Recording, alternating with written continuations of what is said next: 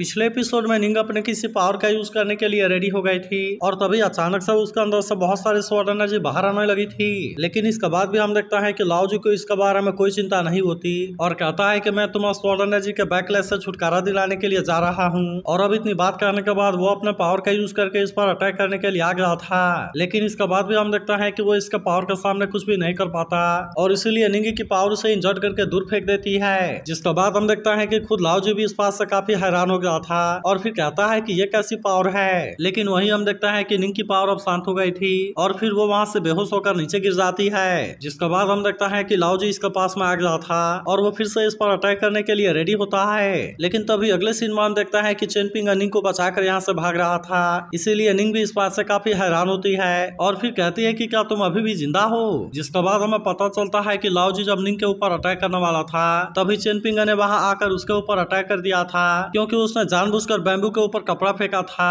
ताकि वो इस तरह से लाओजी को डिस्ट्रैक्ट कर सके। लेकिन तभी हम देखता है कि लाओजी ने भी अपने पंच से इसके ऊपर अटैक कर दिया था और इसीलिए निंग हैरान होती है कि उसने इसके पंच को रोक कैसे लिया। तभी हम देखता है कि लाओजी फिर से इसके ऊपर अटैक करने के लिए आने लगता है। लेकिन उसी समय अचानक से उसके ऊपर कोई प्रेशर क्रिएट हो गई थी और इसीलिए चेनपिंगन को निंग को यहाँ से लेकर भागने का चांस मिल गया था। लेकिन अभी भी हम देखता है कि लाओजी इसे पकड़ने के लिए आ गया था, इसीलिए चेनपिंगन निंग को यहाँ से दूर फेंक देता है। जबकि वहीं हम देखता है कि लाओजी इस पर चेनपिंगन के सामने ज्यादा कुछ नहीं कर पाता, क्योंकि निंग की फ्लाइंग शॉट भी इस पर अटैक करने के लिए आ गई थी और इसीलिए चेनपिंगन भी इसका फायदा उठाकर लाओजी को नीचे गिरा देता है। तभी निंग उससे कहने लगती है कि तुम्हारी इतनी बुरी हालत क्यों हो गई और फिर वो कहने लगती है कि जब तुमने मुझे बचाया था तो क्या तुमने वहां पर मेरा एडवांटेज लिया था। तब ऐसे बात सुनकर चेनपिंगन कहता है कि तुम ये क्या बोल रही हो। लेकिन वहीं उधर हम देखता है कि लाओजी फिर से बाहर आ गया था, इसीलिए निंग चेनपिंगन से कहती है कि हमें जल्दी से यहाँ से निकलना होगा, क्योंकि मैं अब अपने फ्लाइंग शॉट से इसे ज्यादा टाइम के लिए नहीं रोक सकती। वहीं उधर हम देखता है कि वो लड़का लाओजी के बारे में बात करते हुए मजे ले रहा था और फिर कहता है कि उसे तो एक छोटे लड़के ने परेशान करा दिया और इसीलिए मैं इसके बारे में लगभग 10 सालों के लिए नहीं भूल सकता। तभी दूसरा लड़का उससे कहता है अच्छा हुआ कि तुमने इसके बारे में कोई एक्शन नहीं लिया, क्योंकि अभी अभी चेंगजिन और लाओजी के बीच में फाइट हुई थी और इसीलिए इसकी वजह से यहाँ पर थोड़ी सी मूवमेंट है। लेकिन वही अब हम देखता है कि वो लड़का चेंगजिन के बारे में बात करने लगता है और फिर कहता है कि मैंने भी उनका फाइट को देखा, लेकिन आखिरकार वैसे भी चेंगजिन वहां पर कुछ नहीं कर सका क्योंकि उनके बीच की फाइट ड्रॉ हो गई थी। फिर वो कहने लगता है कि क्या चेंगजिन के पास में सच में लेवल 10 वाली मार्शल आर्ट है। तभी हम देखता है कि वो लड़का बाचियाओ को इसके बारे में बात करने से मना करता है। लेकिन इसके बाद भी हम देखता है कि बाचियाओ इतना आसानी से मानने वाला नहीं होता और कहता है कि क्या मैं इसके बारे में बात भी नहीं कर सकता। लेकिन तभी हम देखता है कि चेंगजिन भी यहाँ पर आ गया था और फिर कहता है कि क्या मैं भी इसमें थोड़ा सा मजा ले सकता हूँ। जिसके बाद हम देखता है कि बाचियाओ की हालत पूरी तरह से खराब हो गई थी और अब वो इसके बारे में कुछ भी बोलने की हिम्मत नहीं कर पाता। लेकिन वहीं हम देखता है कि चेंगजिन अब इसके सामने आकर बैठ गया था, इसीलिए बाचियाओ इसे ग्रीट करने लगता है और कहता है कि आप तो सोंग डायनेस्टी के ग्रेट मास्टर हैं। फिर वो कहने लगता है कि मैं तो लाओजी के साथ में हुए फाइट के बारे में बात कर रहा था और इसीलिए अगर आपने वहाँ पर दया नहीं दिखाई होती तो फिर मुझे लगता है कि लाओजी वहाँ पर मारा गया होता और इसीलिए आपके मार्शल आर्ट सच में बहुत ही ग्रेट है। लेकिन वहीं हम देखता है कि चेंगजिन इसके बारे में कुछ भी नहीं बोलता और इसीलिए बाचियाओ की हालत फिर से खराब होने लगती है। तभी चेंगजिन लड़की से कहने लगता है कि तुम तो लॉन्ग वे कंट्री से हो और तुम तो असल में चेन फैमिली की डिसेंडेंट हो। लेकिन इस पर वो लड़की कहती है कि नहीं। जिसके बाद हम देखता है कि चेंगजिन अब इसके बारे में कोई भी बात नहीं करता। जबकि वहीं हम देखता है कि जिसिन भी यहाँ पर आ गया होता है और वो यहाँ के गेट के ऊपर बैठ गया था। तभी हम देखता है कि लड़की गुस्से में इसके तरफ देखने लगती है और वहीं जिसिन भी इससे कोई कम नहीं होता। वहीं हम देखता है कि चेनपिंग निंग को अभी भी अपना साथ लेकर भाग रहा था और वो इसे लेकर किसी पुराने से झोपड़ी के सामने आ जाता है। तब इसे देख निंग उससे पूछने लगती है कि हम कहाँ पर हैं। जिस पर चेनपिंगन कहता है कि मैंने बहुत पहले इसे बनाया था और इसीलिए चलो सबसे पहले हम यहाँ पर आराम करते हैं। जिसके बाद हम देखता है कि निंग भी इसके लिए मान गई थी, इसीलिए चेनपिंगन इसे यहाँ पर नीचे बैठा देता है और फिर हम देखता है कि वो भी यहाँ पर आराम करने लगा था। लेकिन असल में इन दोनों की कंडीशन काफी खराब हो गई थी। लेकिन वहीं हम देखता है कि चेनपिंगन किसी बात से परेशान लग रहा था, इसीलिए निंग समझ जाती है कि वो किसी चीज के बारे में बात करना चाहता है और फिर वो उससे पूछती है कि क्या तुम किसी चीज के बारे में बात करना चाहते हो। लेकिन हम देखता है कि चेनपिंगन इसके तरफ देखता रह जाता है और वो इसके बारे में कुछ भी बोलने की हिम्मत नहीं कर पाता। लेकिन तभी हम देखता है कि खुद निंग इसके पास में आकर बैठ जाती है और फिर कहती है मुझे पता है कि तुम इसके बारे में जानने के लिए क्यूरियस हो। और फिर वो इसे बताने लगती है कि मेरी ये पावर मेरे लिए ट्रम्प कार्ड है जो कि मेरा मदर ने मुझे बर्थडे गिफ्ट के रूप में दिया था और इसीलिए अगर मैंने इसे सही तरीके से यूज किया और यहाँ तक कि मैं इसका मदद से माउंटेन को भी बहुत ही आसानी से काट सकती हूँ। लेकिन तभी चेनपिंग उससे कहने लगता है कि मैं तो तुमसे केवल ये पूछना चाहता था क्या लाओजी ने 3 ब्रेथ लिया। लेकिन वहीं हम देखता है कि निंग की कंडीशन भी उतनी सही नहीं होती और फिर वो चेन पिंगन से कहती है कि मैं तुम्हें एक बैड न्यूज के बारे में बताने वाली हूँ और मैं लाओ जी से कम एक बार रूल को तोड़वा सकती हूँ। तभी चेन पिंगन उससे पूछता है तुम्हें क्या लगता है कि लाओ जी ने इसके लिए कितनी कीमत चुकाई होगी, जिसके बाद निंग बताती है कि उसकी लाइफ 180 साल कम हो गई होगी।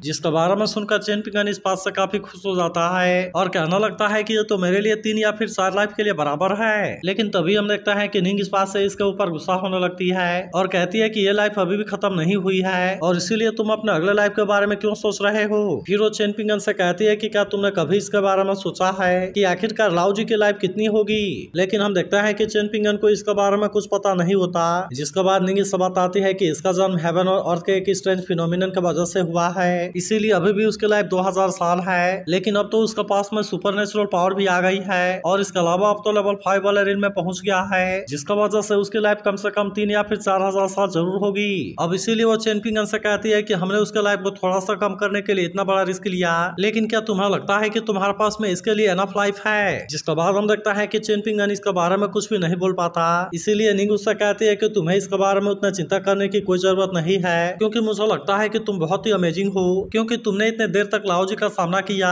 जो कि अपने आप में बहुत ही अमेजिंग है। वहीं चेंग जिन कहना लगता है कि वो लड़का इसमें सरवाइव कर गया, इसके बेनिफैक्टर तो तुम हो। वहीं हम देखता है कि जिसिन लड़की को घूरने लगता है और कहता है कि किंग का साथ देने में तुम्हारा क्या विचार है। तब इस पर लड़की कहती है कि क्या तुम मरना चाहते हो। जिसके बाद जिसिन कहता है कि इसके लिए सबसे पहले तुम्हें इनसे पूछना होगा और तभी हम देखता है कि वो लड़की इस पर अटैक करने के लिए रेडी हो जाती है। लेकिन वहीं हम देखता है कि चेंग जिन अपने प्रेशर का यूज करके इसे रोक देता है और वहीं अब बाकी लोग भी इसके सामने कुछ नहीं कर पाते। लेकिन वहीं हम देखता है कि वो लड़की अभी भी इतना आसानी से हार मानने वाली नहीं होती और फिर वो चेंग जिन से कहती है क्या तुम्हें डर नहीं है कि ग्रेटली पूरे कंट्री को डिस्ट्रॉय कर देगा। लेकिन इसकी ऐसी बात सुनकर चेंग जिन और ज्यादा गुस्सा हो जाता है और फिर हम देखता है कि वो अपने पावर का यूज करके इसे दूर फेंक देता है। इसके बाद हम देखता है कि वो इसका सामने भी आ गया था और फिर कहता है तुम्हें क्या लगता है कि तुम्हारा फादर इतना अमेजिंग है। तभी हम देखता है कि इनमें से एक लड़का इसे शांत कराने के लिए आता है और कहता है कि शायद आप अभी इसके बारे में नहीं जानते। लेकिन वहीं हम देखता है कि चेंग जिन को अभी भी किसी चीज के बारे में कोई चिंता नहीं होती और फिर कहता है कि अगर हिम्मत है तो फिर से टच करके दिखाओ। वहीं हम देखता है कि बाची अपना स्वॉर्ड का यूज करके इस पर अटैक करने वाला था, लेकिन फिर भी उसका साथी उसे ऐसा करने से रोक देता है। लेकिन वहीं हम देखता है कि जिसिन भी अब चेंग जिन को यह सब करने से रोक देता है और कहता है कि ऐसे लोगों को बुली करना आपको शोभा नहीं देता। जिसके बाद हम देखता है कि चेंग जिन अपना पावर को रोक देता है और फिर वो यहाँ से जाने के लिए रेडी हो गया था। मगर वहीं हम देखता है कि लड़की इस बात से अभी भी गुस्सा होती है और फिर कहती है कि मैं इसे याद रखूंगी। लेकिन तभी चेंग जिन बाची उससे कहता है कि मुझे तुमसे काफी उम्मीद है और इसीलिए मैं चाहता हूँ कि टाउन को छोड़ने के बाद तुम मुझसे मिलने के लिए डाली कैपिटल में आ जाना। फिर वो कहने लगता है कि मेरे पास में तुम्हारे लिए कुछ है और इसीलिए तुम मूव कर पाओगे या नहीं ये पूरी तरह से तुम्हारे एबिलिटी के ऊपर है। वहीं उधर हम देखता है कि वो लेडी जेंग के ऊपर काफी गुस्सा थी और कहती है कि अगर तुम फिर से कभी मेरे कपड़ों को चुराने के लिए आए तो फिर उसके बाद मैं तुम्हें जिंदा नहीं छोड़ूंगी। तभी हम देखता है कि जेंग इसका हस्बैंड के ऊपर गुस्सा होने लगता है और फिर कहता है कि सीनियर ब्रदर क्या तुम्हें ये दिखाई नहीं देता और मुझे समझ में नहीं आता कि तुम इसका साथ में रहते कैसे हो। लेकिन इस पर वो आदमी कहता है कि मैं उसका साथ में खुश हूँ। जिसके बाद जेंग उससे कहता है कि उसने मुझे मैसेज लाने के लिए बोला था और इसीलिए मैं चाहता हूँ कि तुम उस आदमी के साथ में डील करो। तब इस पर वो आदमी गुस्सा होते हुए पूछता है कि क्यों। जिसके बाद जेंग कहता है कि मास्टर ने ऐसा करने के लिए बोला है और इसीलिए इस बात से कोई फर्क नहीं पड़ता। तब इस पर वो आदमी कहता है कि अगर मैंने फिर से तुम्हें कपड़े चुराते हुए देखा तो फिर मैं तुम्हारे पैर को तोड़ दूंगा। लेकिन अब इसके बारे में सुनकर जेंग भी इस बात से काफी गुस्सा होने लगता है और फिर कहता है क्या तुम्हें भी लगता है कि मैंने उसके कपड़े चुराए होंगे। लेकिन तभी हम देखता है कि आदमी इसके ऊपर गुस्सा होने लगता है, इसीलिए जेंग की हालत पूरी तरह से खराब होने लगती है और फिर वो कहता है कि तुम्हें अचानक से क्या हो गया। इसके बाद वो कहता है कि मैं फिर से ऐसा कुछ नहीं करूंगा और अब अपनी जान बचाने के लिए वहां से भाग जाता है। वहीं चेंग जिन कहने लगता है कि उस लड़की का सरनेम चेन है और इसीलिए क्या तुमने जानबूझकर उसको परेशान किया। तब इस पर जिसिन कहता है ऐसा लगता है कि उसका बैकग्राउंड काफी पावरफुल है, इसीलिए अगर आपने उसे हिट किया तो फिर इसके वजह से मुझे लगता है कि मोर्टल भी गुस्सा हो जाएंगे। लेकिन अभी भी हम देखता है कि चेंग जिन को इसके बारे में कोई चिंता नहीं होती और फिर कहता है कि शायद तुम अभी भी मुझे अंडर एस्टिमेट कर रहे हो। वहीं हम देखता है कि निंग और चेन पिंगन स्टैचू के सामने आ गए थे, जहाँ चेन पिंगन कहने लगता है कि मैं तो यहाँ पर इतने टाइम से हूँ लेकिन मैंने कभी भी इसके ऊपर ध्यान नहीं दिया। इसके बाद हम देखता है कि वो इसके स्टाइल को कॉपी करने की कोशिश करता है, जिस पर निंग कहती है कि अगर मेरा अंदाजा पूरी तरह से सही है तो फिर मुझे लगता है कि तुम्हारा बॉक्सिंग मैनुअल का स्वॉर्ड फर्नेस यहीं से निकला है। तब इस पर चेन पिंगन कहने लगता है कि भले ही स्वॉर्ड फर्नेस बॉक्सिंग मैनुअल का फाउंडेशन है लेकिन असल में इसके फिंगर तो ऐसे मुड़े हुए हैं और इसीलिए ऐसा लगता है कि इसका बॉक्सिंग प्रैक्टिस से कुछ लेना देना है। तब इस पर निंग कहने लगती है क्योंकि तुम अभी बॉक्सिंग के बारे में उतना नहीं जानते थे और यही वजह है कि तुमने इसके ऊपर कभी भी ध्यान नहीं दिया। लेकिन तभी चेन पिंगन कहता है कि मैं समझ गया और फिर हम देखता है कि वो स्टैचू की तरफ देखने लगता है। इसके बाद हम देखता है कि वो फिर से इससे कॉपी करने लगता है, लेकिन तभी वो देखता है कि आगे की गेस्टर यहाँ से गायब है और इसीलिए वो इस बात से थोड़ा सा परेशान हो जाता है। तभी निंग भी कहने लगती है कि ये तो बड़े अफसोस की बात है और उसका वो हैंड यहाँ से गायब हो गया है। फिर वो चेन पिंगन से पूछते हैं क्या तुम्हें पता है कि ये कहाँ पर खो गया होगा। तब इस पर चेन पिंगन कहता है कि शायद ये ऐसा ही डैमेज हो गया होगा।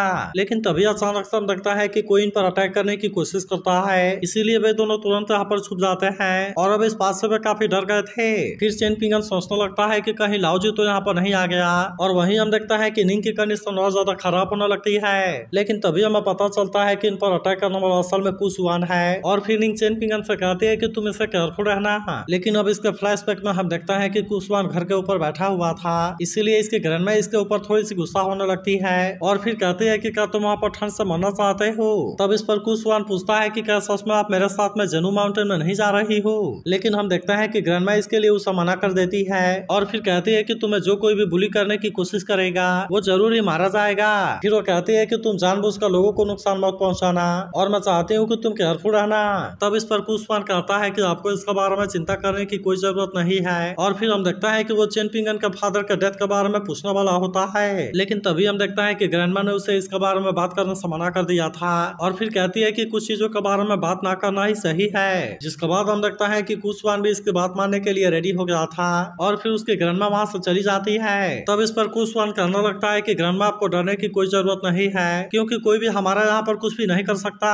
फिर वो चेन पिंगन से कहता है कि हमारी मुलाकात फिर से हो गई, लेकिन अच्छी बात है कि लाओजी यहाँ पर नहीं आया है। तभी निंग उससे पूछती है कि क्या तुम इससे जानते हो। तब इस पर चेन पिंगन बताता है कि ये कुशवान है जिसके बारे में सभी कहते हैं कि ये तो मूर्ख है, लेकिन मुझे ऐसा कभी भी नहीं लगा। तभी कुशवान कहने लगता है कि मैंने तुम्हारे पूरा फाइट को देखा है, लेकिन तुमने तो अपना फ्लाइंग स्वॉर्ड को इसके लिए सेक्रीफाइस कर दिया जिसकी वजह से तुम्हें स्वॉर्ड एनर्जी के बैकलैश का भी सामना करना पड़ा और इसीलिए अब तो तुम बहुत बुरे तरीके से इंजर्ड भी हो गई हो। तभी हम देखता है कि निंग इसके ऊपर गुस्सा होने लगती है, लेकिन इसकी कंडीशन बिल्कुल भी सही नहीं होती। तभी कुशवान कहने लगता है कि मैं अभी ली फैमिली के मेंशन से आ रहा हूँ और लाओजी ने मुझे तुम दोनों को खोजने के लिए बोला है। तब इस पर चेन पिंगन कहता है कि मैं तुम्हें मनी देने के लिए रेडी हूँ, लेकिन मैं चाहता हूँ कि तुम उसे हमारे बारे में मत बताना।